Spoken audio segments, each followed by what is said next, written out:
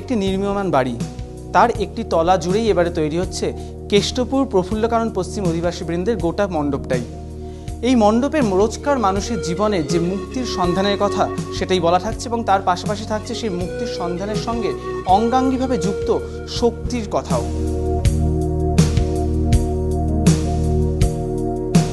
পুজোর এই ভাবনাটাকে যিনি বাস্তবে রূপ দিচ্ছেন সেই শিল্পী রূপচাঁদ কুণ্ডুর সঙ্গে একটু কথা বলে নেবো যে আপনার যে মূলত ভাবনা সেটাতে কি কি থাকছে, মানুষ কি কি পাবেন এখান থেকে।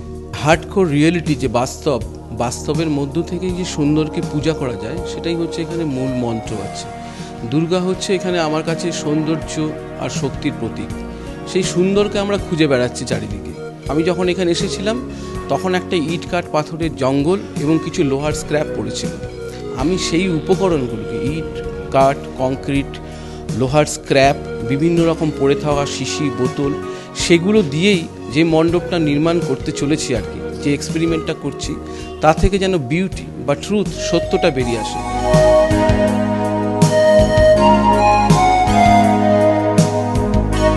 সৌন্দর্যের সন্ধানই এই লোহা লক্কর কংক্রিটের জীবনে মানুষকে মুক্তির স্বাদ এনে দেয়, আর সেই মুক্তির স্বাদ আসে শক্তির শুভ প্রয়োগের মাধ্যমেই।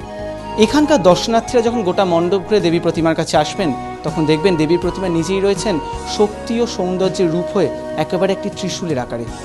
অরিজিৎ ভট্টাচার্য, এবিপি আনন্দ, কলকাতা।